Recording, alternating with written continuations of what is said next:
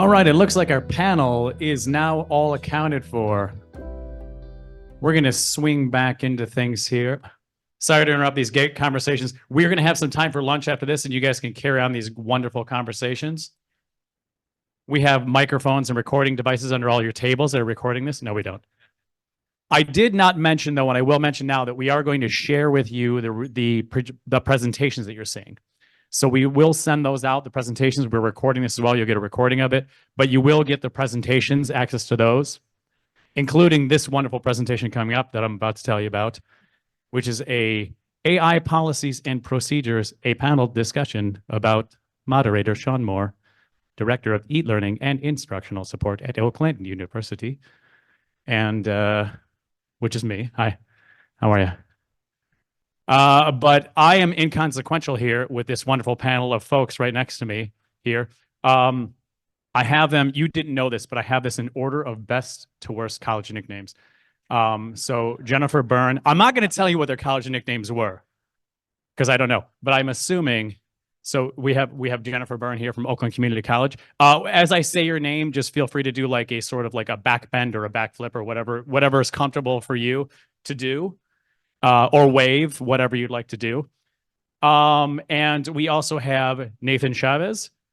You are from Walsh College, I understand. You know, I'm pointing to the Walsh College area. We actually only allow Walsh College over here. I apologize. We will get them moved. And Bill Hart-Davidson, coming from Michigan State University. Does anyone know that Oakland University used to be very, very close to Michigan State University? Anyone know that? Maybe even Michigan State North or something like that. Yeah, that's true. And then much like America, we had a revolution and there was a few battles that I can't talk about. Yes. Anyway, this is eating into most of our time that I'm going to go in. So we have this wonderful panel of folks. I'm going to say some ridiculous things that go on, but they're going to say a lot better things about this. We're going to do an AI panel. If I don't ramble too much, which is impossible, we'll have some time for audience questions at the end. So they have seen these questions in advance, but I put them all into English this time because they were in German. So now this first one, and what we'll do with the panel, we have a couple microphones. You can just drag them over. You don't all three have to answer. You can. We'll just do it as a sort of whoever screams the loudest style, family style. So the first one, we're wondering, how is your institution adapted to generative AI? And along with that, have there been any new policies or guidelines created to address generative AI? Yeah, so I'll start with that first one. Adapt is a strong word. We are in progress, I would say. And like many institutions, in November of 2023, we didn't quite know what we were in for. But thanks to work by my fellow co-presenter, who you'll hear me up here with at lunch, Jeremy, and a few others, we got our act together pretty quickly in January to at least talk it through. And we've spent the last year, I would say, doing two principal things that will sound familiar: developing new policy and guidance, and developing some training. And that's about where we are status-wise. And feel free when you see an answer to say this is a better response. I have a better response. Oh, thank you. Now, first of all, thank you for having us and inviting us. And I want to recognize my colleagues from OCC who are in the back.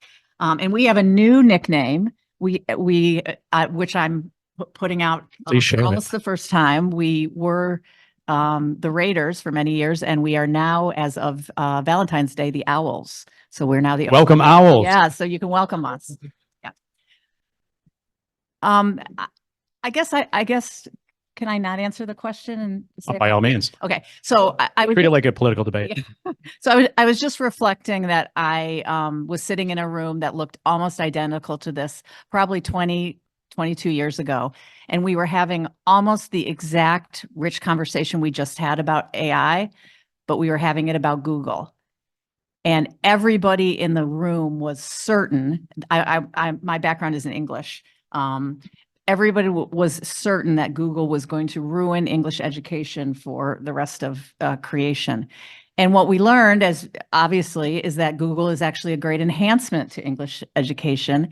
And I believe that AI is going to be a great enhancement to all our education if we understand and think about it. And what the question was about our policies, and we had talked a lot about policy and making new policy, not making new policy. But what I think was the most important thing is that we were all thinking about it and talking about it, and it surfaced issues of teaching and learning that we hadn't surfaced before.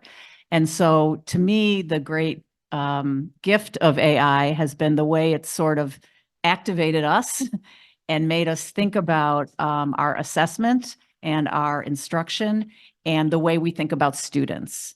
And one of the things that I hope that I appreciate about this group is that there's not a tone around students and how students are using AI, but that there's a tone of generosity and understanding that we're all trying to figure this out together. We quickly learned that we needed to have a lot of conversation, faculty to faculty, student to student, student to faculty, faculty to student, all of those things. But that our policy was that academic dishonesty was inappropriate. And we had to define very clearly what academic dishonesty was in the context of each of our own classes. And that made a lot of sense, and I think has been very generative both for individual faculty and also for departments. I like how you use generative in your answer.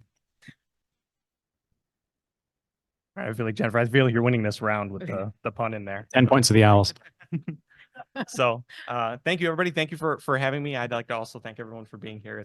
I've been kind of new to Walsh, so my perspective is going to be a little different on how we did this and kind of our sort of history and how we went through this AI policy. And I think it kind of started with, I'm glad you mentioned, like, it was kind of reminded you of those conversations with Google, because there's this sense of like this conversation can be a little paralyzing. It can be a little like, whoa, what are we going to do? Like, how are we going to deal with this? And I think when I came into Walsh about 6 months ago or so, and at that time we were really looking for someone to just bring energy into having this conversation and hosting this conversation. And so we really quickly put together a group, been working with Drew and some other full-timers, full-time faculty members on crafting a policy. And I think even going into that idea of policy, we started to kind of step back from that, because we wanted to think about, like, what's something that's going to help us grow and what's something that's going to help us actually lead in this space and not just be like a rule book. And so I think one of the things we really needed to get to was, in the face of something that's really kind of chaotic and different, you kind of need to pull back to something familiar. And so we went the route of crafting a value statement. And so rather than looking at this purely as like a policy, if this happens kind of situation, we're looking at the actual values of our organization and mapping those to the various ways that we could interact with generative AI. As far as the status we're at with this, we have it's pretty much done. We've got it kind of similar to what's been said from a few others here, where it's with our faculty senate. We're waiting on our final approval to get that out there. Having those modalities, having those that clarity to sort of understand, like, okay, we know that there's going to be some spaces where it's not appropriate and some spaces where it is, and how do we move forward? And I think really just in terms of adapting to it, I think having events, having workshops, having interactions and collaboration, that creates that space to actually get past that sort of fear and paralysis of like, okay, this is totally going to change everything. So yeah, thank you. Excellent. Thank you. I will say just very briefly from the OU perspective, I'm going to look at my colleague, Dan Arnold, here again. I'm going to walk really close over to him to make it awkward for everyone. And so Dan is on our AI task force, but for OU, we actually are still in the very earlier stages of this. So we are still thinking about what we're going to do, looking at policies, procedures, guidelines, that sort of thing. So I'll just mention that. Thank you, Dan. All right. Question 2, can you tell us more about how your institution supported faculty in the early days of generative AI, and has that evolved, if it's any different than what you've said? Yeah, I'm glad that you raised this one, because it feels like it's happened so quickly that we already are forgetting what the initial panic points were. And I think in January of 2024 or 2023, we really heard more than a panic about cheating or things like that. On our campus, the panic was one from faculty who are using writing to learn, and specifically from faculty who used short bits of writing in some kind of summative assessment. That was clearly no longer going to be a trustable window on students' thinking or practice in quite the same way. Now, those of us who are writing specialists would have said, hold on, we've been saying that for a while. However, it was quite obvious that we needed a set of alternatives for assessment in those contexts that would translate to, and here's the panic point, more work. I got to redo my whole syllabus now. So in the spring, that didn't seem feasible or desirable. And so we were faced with, what will we do? And we stood up a working group, a kind of mutual support group, largely through the shop that Jeremy runs, where faculty could have a full day workshop about how to retool assignments, how to rethink their learning objectives and learning goals that they were using short bits of writing to assess. And I think that was the most immediate source of support that we provided. We didn't really get to policy per se until the fall. And we'll walk through this timeline for you in more comprehensive detail later too. Nice. To be continued, like Back to the Future.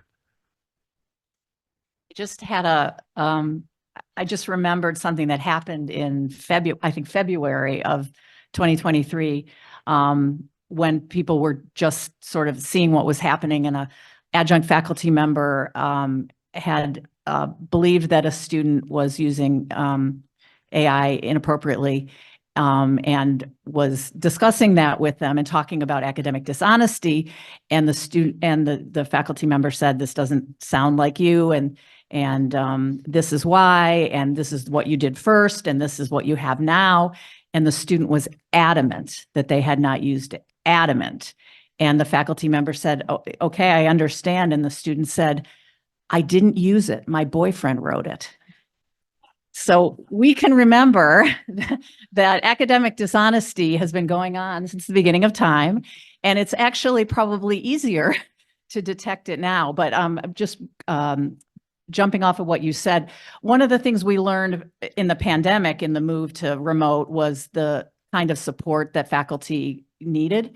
And because of that, I think we had a structure for the kind of panic that we had in March and April of 2020, when many people had to shift so quickly. This shift wasn't as big. The conversations were serious as well, but the infrastructure that we put together, which is having faculty have places to talk, again, in departments and also in larger groups, and that's what will continue. And I can't speak, I wasn't at Walsh at the beginning of sort of when AI was coming, although I still feel like we're still in the early phase of it. You know, we're still kind of in that spot. But I think really one thing that really worked for us is just kind of making it a little more lighthearted. Some of our workshops and our events, we kind of pulled back and made the titles a little less serious. You know, we did one called Happy Birthday ChatGPT. It was an information session. You know, we taught our faculty about what it is and how to use a large language model, but we kind of had it that fun thing. We literally had cake too. We did one called Humans versus Robots, because we kind of wanted to lean into this sort of adversarial nature of like, okay, we're educators and we don't want this robot to replace us. And so essentially we're competing with it. And so we split into teams, had people working together with our designers, our faculty, smaller groups, and literally working with their assignment content, working with them as they were working through things in their course. So that really helped, just creating that space, and less about, we're going to have this event where we're explaining AI to you, and more so we're just going to have space with you to be able to explore it with us, with people who can help you answer your questions and who are familiar with your course content. So, yeah. Excellent. And like I said, we're still at the beginning at OU, so we're still fighting the robots. Question 3, how does your institution educate the faculty, staff, and students in ways they can use AI? You've touched a little bit on this, but are there specific other things that you guys can talk about and send it to my email address? Yeah, we have, you made a really good point about, we had some existing infrastructure for rolling out a sort of rapid response for faculty support, thanks to the shift that we all had to make during the pandemic. And we did use some of those similar channels and techniques. We have, like many universities, faculty learning communities that can be launched both at the college level, at the university level, and at the department level. And what we're seeing now, to kind of combine the last part of the last question with this one, if you were to ask this about the status at MSU today, I think you would see an equal number of learning opportunities that are coming from a central position to talk about big issues like assessment, and at the disciplinary level. We're starting to see in our college, we have an individual task force now, and that's divided even sub-discipline like AI in the arts. Folks who are mostly using the visual models as opposed to the LLM models. How do those work in graphic design or in visual arts or something like that? So we're starting to see, I guess, 1,000 flowers bloom in that regard, where the disciplines themselves are starting to work it out and deal with some of the issues we heard about this morning about how much engagement is necessary for the students for what we're preparing them to do. Yeah, I really like that granularity too. I think it's a great point. Like you're saying, you can looking at language itself, or you can be looking at the art and design, which are vastly different things. So one big group is not going to get in that level of granularity. We differentiated support in an interesting way. We had a professor from U of M who has expertise in copyright and things of that nature, and has worked on U of M's generative AI product, come and talk to the administrators in a meeting. And then we quickly followed that up by a professor from University of Texas, Austin, who works in pedagogy with this, who came and talked to the faculty. And I was fortunate to get to have the opportunity to go to both. And it's really interesting to see, I mean, there's a lot of angles, and pedagogy is one angle, and the way that we're using it as we do our work as college leaders is another way. And the way that we are just people in the world using it is still a third way. And so I would encourage that kind of directions for education from all directions, and to see that we're talked a lot and appropriately about working with it with students in classrooms, but it's only just scratching the surface of how it's being used all over. Thank you. And I really love that idea. Julia, are you on the task force? All right. All right. Well, we'll do the same thing later. Have you talked to all the administration? Okay, fantastic. Yes, and as for us, we're still in that informal space. Like, again, we've had those workshops and those kind of events where people have gotten together and discussed this. It's still mostly happening informally, but we are, as we get closer to having our AI value statement out and available for the students and the faculty, we're hoping to springboard off of that and do more things that are focused just on the students, just on the staff, and kind of getting to how work is done, focusing on the data privacy aspect and things like that. So we're expanding into those as we, educate and teach more about how this technology works. And I learned from Julia today that we're making something for the students right now. So OU is on it. Thank you, Julia. Well, because of my wife. Let's bring that picture back up. All right. Question 4 out of 1,000. What ways do you encourage or discourage faculty to use AI in their teaching or class prep, and why? And this one's for double points. Oh boy. One of the things that is characteristic perhaps of MSU compared to other big public research institutions is we're quite diffuse. We have 1 million deans. You can't have ever too many deans, right? But what that tends to do is create a more grassroots or bottom-up approach. So I wouldn't say as an institution, I'm weighing this carefully, I don't think that we have broadcast a single message about encouraging or discouraging. We have tried to support, and I'll give one, I think, example that I'm proud of, and I think other campuses can offer, and that is we quickly started to create a resource bank through a shared website that we have at MSU called I Teach MSU, where faculty can share teaching resources. And those are curated. So it's not just dump it all in a shared drive, a horror show, but it is a set of things that represent ways that people are doing these, and it enables a kind of peer calibration to go on. So faculty can kind of go, all right, if I'm an AI enthusiast, I can find my people and see what other AI enthusiasts are leaning into and maybe do something like that in my class. If I'm an AI cautious person, but I feel a tug that I have to address it, how is that manifesting? And I think we're seeing more sharing of those and organic finding of one another through that resource. I think because the use of AI is related to pedagogy and curriculum, that faculty are in the best position to make good decisions about it. And I've been at this long enough to know that we hire and support faculty because of their expertise. And expertise is moving quickly, but people who've chosen to be faculty members have chosen it because they're learners. And we're a teaching and learning institution, teaching and learning about this, all together. And I've been impressed. Again, it's that people have interest and people don't have interest. And that was the same with online teaching and learning. Pre-pandemic, we had the luxury of you could choose to be interested or not, and then something happened and now you didn't have that choice anymore. Currently, I do think people can arrange their classes in such a way that it capitalizes on the beauty and gifts of AI and the challenges, or they can skirt around it, and probably both of those are appropriate at different times. So I just am excited to watch it evolve. Trust the faculty, people. So I think from our end, we've really encouraged participation with the technology, because ultimately you as the teacher, you're going to understand where the line is, where it's appropriate for you to use in your course, and where it's not serving your learning goals. And the only way to get there is to interact with it, to participate, to try using it. So that's something that we really kind of pushed for faculty and staff, to make sure you got to gain that literacy. The students are using this, and the only way you're going to get there is by interacting with it.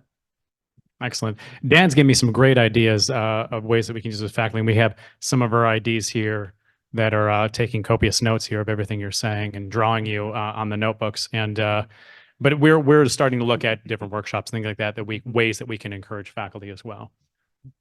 So it's all good to hear. This is a 15-part question, always a fun one. So I think these are related, but if they're not, feel free to answer whatever you like. Do you see institutions needing to teach students about generative AI and prepare them for the workforce? We heard a little bit about that already. And just subparts of that, do you think employers will expect graduates to know how to use AI in their job? Are there potentially specific skills you feel would be impacted by the technology in general? Yes. Correct. Possibly why we're all here today. I think let me point out one thing that occurred to me as I was hearing some of the more intelligent conversation happening than anything I could offer at this morning. But one thought that occurred to me that has always surprised me in the research lab where I worked, which is what brought me to MSU. It's called WIDE, Writing in Digital Environments Research Center. We had been working with large language models, medium language models too, and the various AI techniques, specifically transformers, that make GPT work for about 10 years before we saw GPT-2. And before that, nobody called them AI, by the way. It was sort of a kind of information superhighway moment when we all just say, okay, it's AI, but before that, we called them machine learning, we called them big data, we called them other things. Anyway, one of the interesting things to me about this phenomenon, and I think it's relatively without precedent. So in groups like this, I like to throw it out there just in case someone can help me perhaps demystify this. I have never seen such an impactful technology that people adopt as part of their workflow or assume that we must know something about, that also is such a black box that almost no one knows exactly how it works. And I'll give you a few counterexamples from the world of science.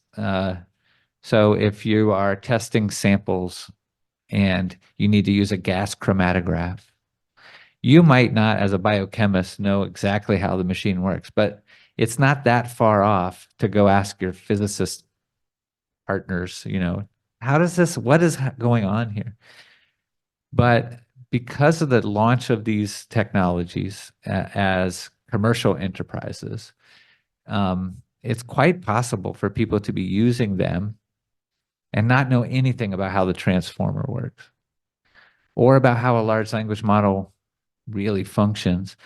And that's if you have some background and can decipher all of that. But even if you do know that, the commercial services have released these tools in ways that are not the same as we would be held up to scrutiny if we were publishing a model in an information science journal. We would have to disclose what our training set was and our quality metrics for dampening bias. We would have to talk about our modeling steps and our text processing steps prior to the modeling steps. So there are many occlusions, I should say. And I've never quite seen this in my career as an academic, that we have this sophisticated thing that nobody quite knows what it does. So I will connect that with this question somehow. And employers feel the same way. I think that we still have quite a long way to go to determine how it will be integrated and what people should know about it, because we're still learning about what it is. Yeah, I just wanted to follow up to that. I think that one thing it can do is help us give away our power.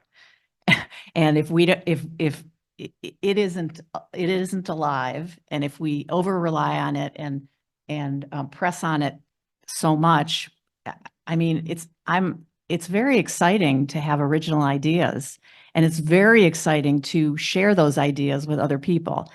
It's not all that exciting to read what somebody else wrote and share that with somebody else, with other people. So to this point, I thought this was a hard question, so I put it in AI. And so this is the answer. You'll tell me if you think it's good. So I said, my prompt was, do you think employers will expect graduates to know how to use AI in their jobs? And AI said, yes. Institutions are increasingly recognizing the importance of teaching students about generative AI and other emerging technologies to prepare them for the future workforce. You can't escape us, they say. Yeah. So what I would say is that what it takes away, and I think my answer is better, but what it takes away is the idea of practice. And in disciplines like English, writing, like math, the thing that makes you better at them and the thing that makes you powerful is practicing. And AI takes away the time and the energy from practice, which doesn't mean that it doesn't have a fantastically important role. But when it interferes with practice, that's what I worry about, sending myself, my children, students out into the world with people who haven't practiced enough of the skills. And I'm hoping that we can figure out how to balance that. Round of applause.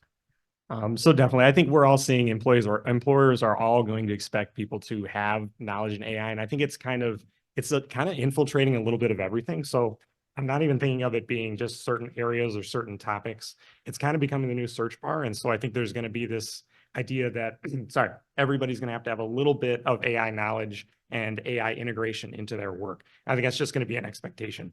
And I think we're also in that bubble moment right now where it's the buzzword. It's the hot thing for everybody who's hiring and moving. I mean, Netflix hired someone for $750,000 last year to do AI content. It's got that popularity. It's got that kind of bubble around it. And I think we're there where hiring managers and people are looking at it and perhaps looking at it with more value than it even has yet, and we're kind of looking at it in that way. And I think us as educators, we've got to prepare the students so that they have the skills, they can compete with everyone else on AI, but they also have the skills of a good, knowledgeable, functioning human that doesn't need the AI to just do their job. So really, we've got to make sure that they can use this tool, but it's also not the only way they can work. So. Excellent. We have 3 more questions. These are going to be a little lighter and quicker ones, and we'll see if we have some time for audience questions afterwards. So this one, how do you personally use generative AI in your work? And do you have any recommended tools or sites you find helpful? Yeah, my interesting answer to this is that my primary relationship to generative AI is as a researcher. So we've been using the API version of GPT since it came out in 2018 in GPT-2, and we've been doing some similar kinds of work with the algorithmic tools that make a transformer work prior to that, which are all mostly free, mostly open source, and many of the sorting algorithms that are the foundation of a transformer are quite old, not terribly cutting edge. And all of them are free and available to learn and use. And so when folks say tools like GPT or there's methods like that, there are lots of precedent out there.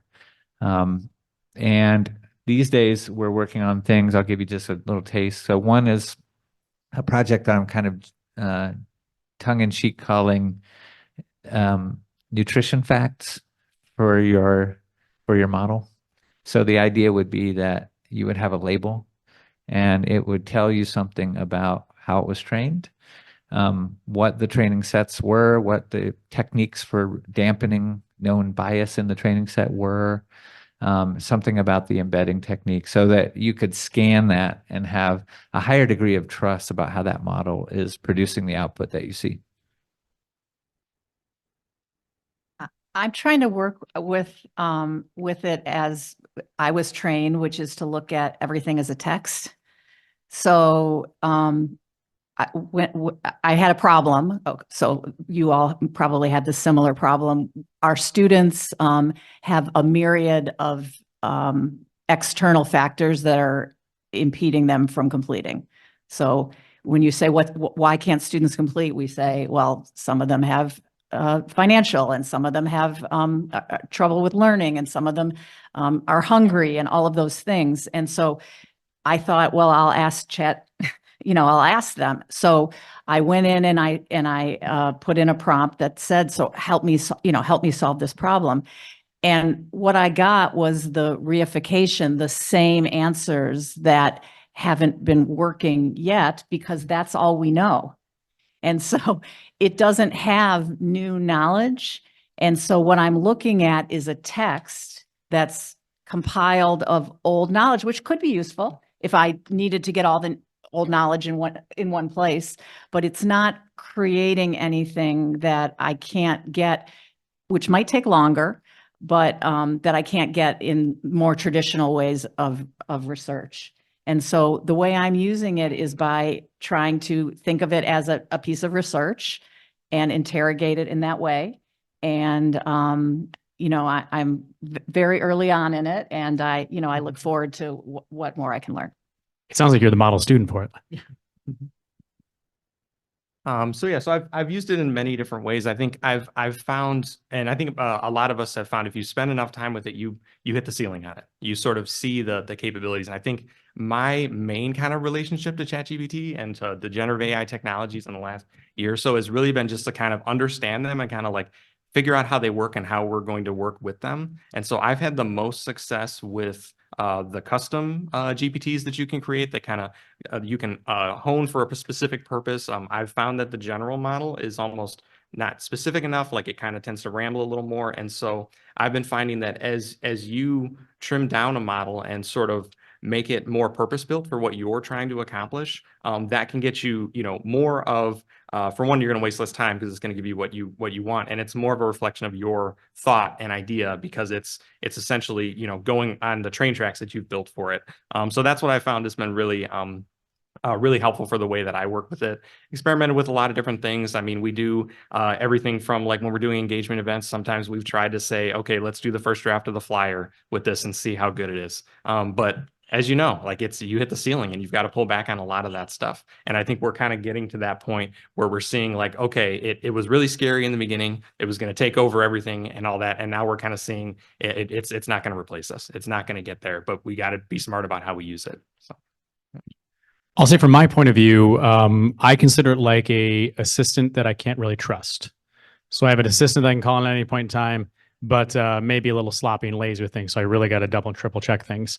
I will say for the OU folks here, Dan Arnold, who I'll keep saying his name in every one of my sentences, pointed out to me that the Microsoft Copilot version with our Office 365, we get the pro version of that. So if you go to copilot.microsoft.com, I think that's the right address, and use your Oakland email address to get in there, you can have the full 4.0 paid version of that with it.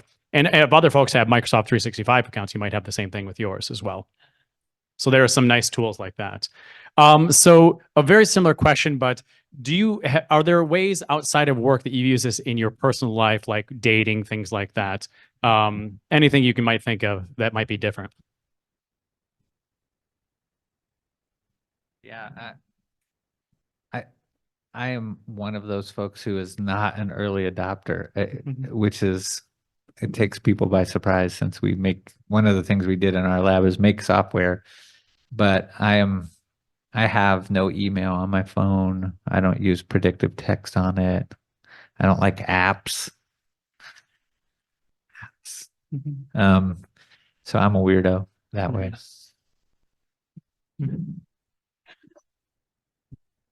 I'm not a weirdo, but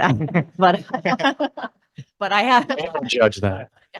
But I haven't used it personally. I did have an experience last night. My husband's a professor, and he was reading some of his student prompts, and he asked them to do something and to cite John Dewey and Wells and Cooper, two other educational philosophers. And of the 27 students, 4 of them cited H.G. Wells, not Ida B. Wells, which GTP taught them was the Wells that he was going to do. So I thought it was really instructive. I mean, you have to know a lot to use it. You're really bold if you're using it about something you don't know and relying upon it. I thought it was a great piece of critical thinking for them to understand that even a name, it's pulling the first wells it sees, and only we can make meaning out of people with the same last names, but who have different disciplinary perspectives. You know, this makes sense to me because ChatGPT is a great science fiction fan, so it makes a lot of sense. So all right, so we're gonna take it back to the weirdos. So yeah, I think honestly, when you pull back from education and the things that we have to do that are verified, and we have to have this rigor. Like when you get into the fun space and sort of the outside space, there's all kinds of practical applications. I mean, if you need to, it's essentially a word blender. So if you need to transform words in this format into this format. Works great for a recipe if you need to change the quantities and things like that. Sometimes it doesn't okay if you say, hey, make this vegan. Sometimes it does stuff like that. If you happen to have a nephew and a guitar and he wants you to make a silly little song about something that 4-year-olds talk about, ChatGPT can help you out with that, chords and everything. So there's definitely some fun things. When you're in that unserious space, there's some really interesting things you can do. And so I've had a little bit of fun with it with that. Yeah, I think it's I think getting into that space of like thinking of it as a word blender, and when you don't have to like rely on its knowledge, then you can get a little more fun. So I have a follow up on that, if you don't mind. So I'm a musician too, and I think that's a helpful way to start thinking about how we will use tools like this in the near future. So you mentioned training a GPT.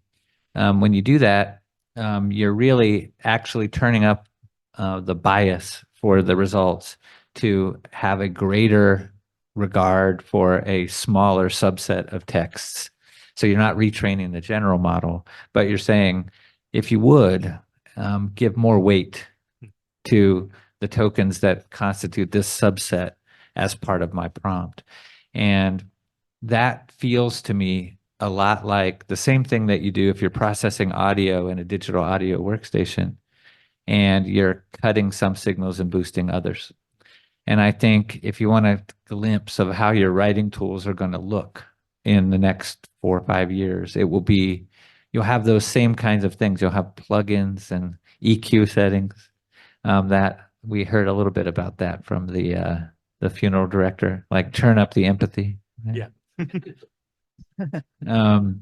I think we will have something like that. And when we talk about sort of what are the new sets of skills to help students with, it will be something like what our colleagues who have been dealing with synthesized sound and, you know, all those terrible voice things that make everybody sound the same.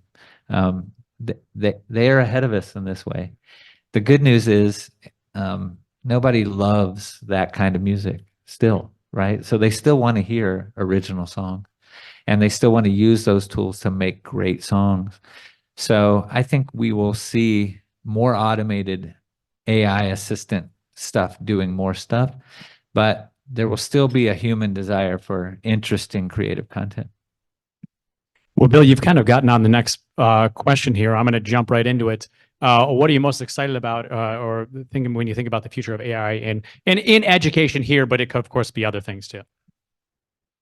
I mean, what I'm excited about generally in education is access and completion for people who haven't had the opportunity.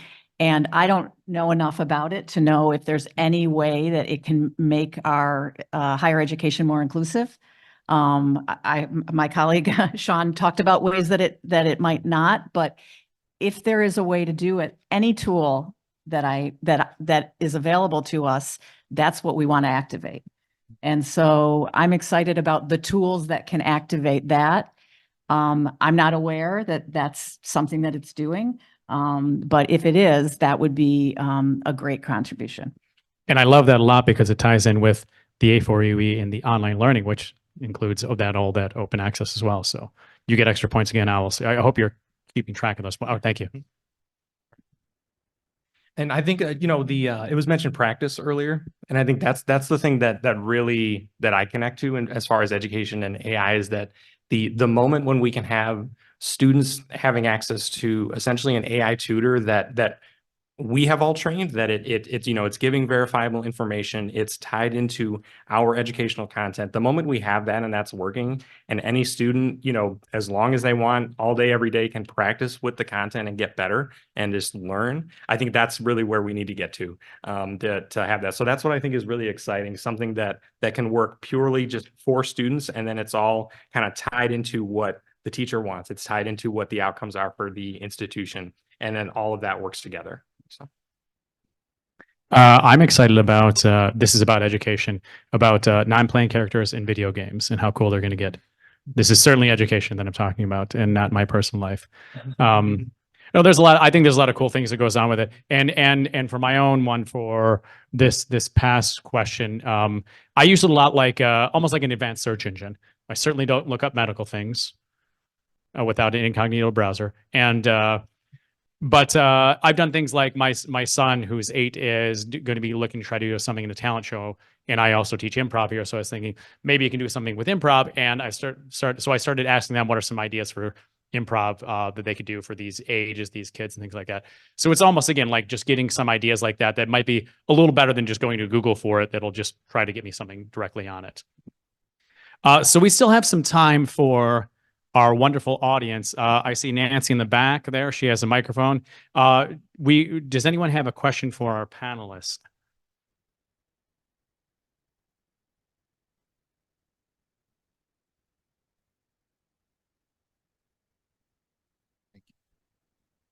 So you mentioned how you felt like your college's approach to AI learned from your college's approach to the pandemic. What do you feel like you are learning from your college's approach to AI that you will use for the future disaster that is coming to higher education? You know what that is? Can you give us a heads up on what that disaster is?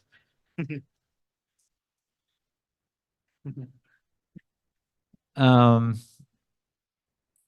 boy, that's a good one. I think the key takeaway is something I foreshadowed earlier, which was that the administrative impulse might always be to respond to the policy issues, but there is typically more creative and interesting work at the curriculum and pedagogy level as the first response. And so perhaps whatever is coming our way, let's think about that first. Let's think about the teaching and learning environment and experience first, and let the policy conversations lag that. I think something that you said made me think that we should be exerting ourselves on the things that are happening to us, and rather than letting them wash in. And so the pandemic, the good parts of the pandemic, where students told us what it was stripped down that they needed from their learning, was really useful, and we've taken it forward. The stumbles and anxiety around a different way of information coming to students is going to teach us how we manage information and what that means. And so I think while we don't know what to expect, we've now had two pretty good rounds in pretty close succession, and we're still here. And so I think we should have a lot of confidence that our students are resilient. I mean, on one hand, education hasn't collapsed, so that happened or didn't happen. But I think one opportunity in this that kind of helped us learn is the fact that we cannot reliably detect it. And because of that's like a true, thing that we have to all deal with, I think that pushes us into the space of thinking through this as educators and as teachers. And because I think if right out of the gate, if, ChatGPT 3.5 came out and the day after, it was like, we have a detector, it's 100% accurate, it's going to work forever. I think there wouldn't have been sort of like a lot of this sort of cutting edge education, discussion and things that we're having now, because eventually there would have just been a line in the sand and some people would interact with it and some people wouldn't. And so the fact that it's kind of here, we all have to deal with it, and there's not a 100% way to detect it. I think that provided a really like chaotic challenge for all of us. And I think we're all still working through that. And I think that's kind of the piece that we've all had to navigate. So. And what I'll say again is improv.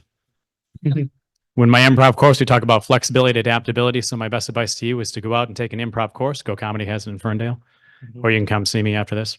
And you can really be flexible. And we have time for maybe another question or two.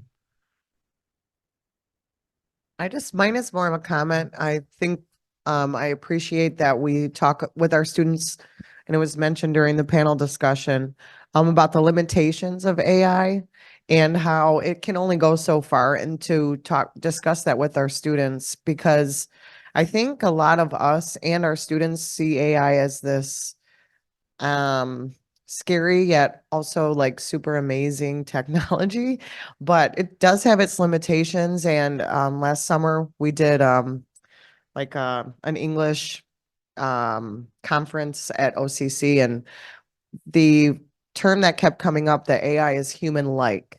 So it's very different from a human. It will never be a human.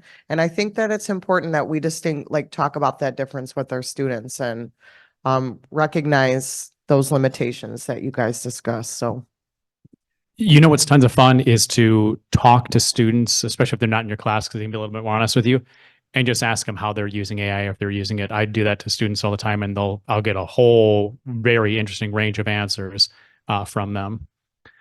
We still have a little bit of time. Did you have a question, sir? Right here in the front, the gentleman in the front. I forget his name, but I know he's good with AI. Hi, Dan Arnold, Oakland University. Nathan, you had mentioned something about you went the route of a value statement at Walsh rather than policy. And I've been pro anti-policy, if that makes sense. because of the rigidity of it and the ease of forgetting policies. We have so many policies to try and dictate how we act, and we don't want policies dictating how we act in the classroom, right? We want to have some academic freedom there. What were some of the key contributing factors in Walsh's decision to go with the value statement over, say, a policy? Because I find that very interesting. So I proposed it to the group when we were put together as a working group of full-time faculty and myself, and essentially it allowed us a good place to start, because ultimately our kind of framework was already there. Because you know, we have our values, we have 6 values, they're there, they already exist, and we've already had conversations around them, and so that kind of just, I think, gave us that springboard to have those conversations. And just truthfully, we never really hit a wall with those conversations, you know, because we always could go back to the value statements and say, like, okay, like for a good example is like collaboration is one of our values. And so one of the things we've baked into our AI value statement is that as staff and as faculty and students, if you're using prompts and you're using tools that are working for you, you should share those. You know, you should essentially, you know, share those techniques, those processes, those best practices. Obviously, you're going to cite it as well. That gets into transparency and things like that. And we just found that created lanes for those conversations. And it was just much more simple to sort of interpret how certain things could happen, how certain processes could move through this, and how we would react to it and still maintain our integrity as an institution. So it was one of those things that I honestly, like there weren't a lot of roadblocks as we went through it. So there's almost like it provided us that great framework to talk about it. And then really it was just a matter of we always had something to come back to. And so we always had that backup. So yeah. Did that answer your question? Or? Yep. Dan, your question broke a few policies, and we'll discuss that later. We have some time for a question or 3 more. I see a hand in the back. I'm sorry, that's a sandwich. Yes, over here.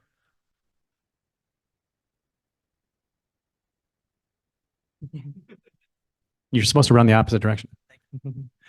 What I've seen in the past is publishers. So what's happening typically is you have the faculty member, you have the student, but publishers are a big part of this dynamic, correct?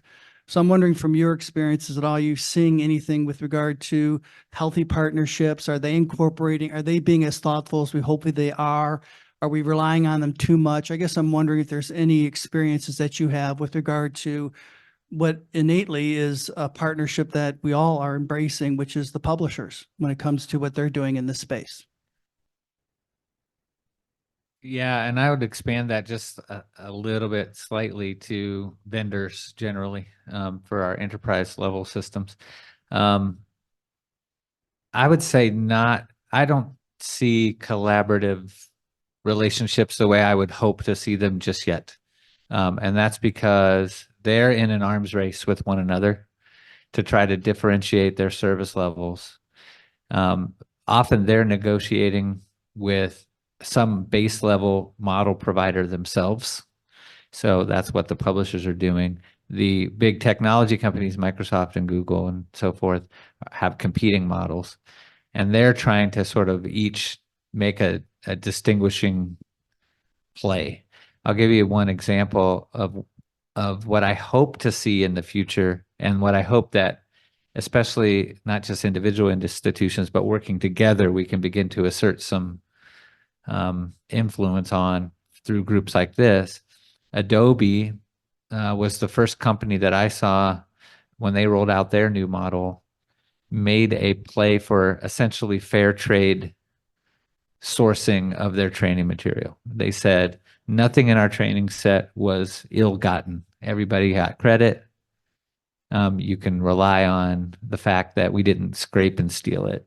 And that's because we value creators. We're a creative company that supports creative individuals. So if you want to be part of that, buy our model and not their model. So I think there will be that conversation in the marketplace. But I would like us to drive rather than kind of be tugged around by our nose if we can. I mean, I've always been hopeful that the publishers would be as collaborative with the faculty as possible. They have a lot of pressure on them. Open educational resources are are spreading quickly, and AI is helpful in that. It can get faculty access to materials in ways that were more difficult before this. What I worry about with textbooks is just too much homogeneity, and if they're all saying the same thing, do we need excess product? And that, that's a question for them, but it's also a question for us as the end users. I would say almost the other end of that is that now, that these tools exist, but what added value are they now providing? That we were getting textbooks and things like that. What are they giving to us now that they have access to these resources as well? So I think it's really just continuing to push them to provide good experiences for us and not just the next edition, So, So again, I've been given permission from Shaun. He gave me the mic. Thank you for bringing up open educational resources. The open education movement has been challenging publishers, right? And what they're doing. And this just allows that to happen even more. So you can work with your wonderful people in e-learning to help do some of those things that those publishings would make you pay lots of money for before. Right. So that's where I'm hoping to see that, because we do know that the publishers aren't going to give us anything for free. Right. They're going to continue to charge you. So now they're taking open material and adding AI on top of it and charging it for you. So just always question what they're offering you.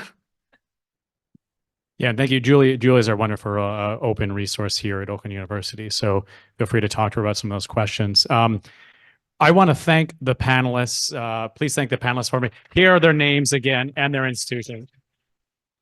Thank you so much. This has been great. We are going to hear from Bill again after this, but now is one of my most exciting times of the day is lunch. So what we're going to do is we're going to have an hour for lunch. I think I'm just going to do this madness style. Do we want to call tables or just do it madness style? What do you guys think? Madness style. Because some folks might want to use the bathroom, walk around a little bit. So you'll see there's a setup in the back. I guess that's all I need to say about it. Come get us if you have any questions about it. Go get that. We'll do a little presentation during part of this, but have fun during your lunch. Yeah, great to meet you. Yeah. Thanks for making it.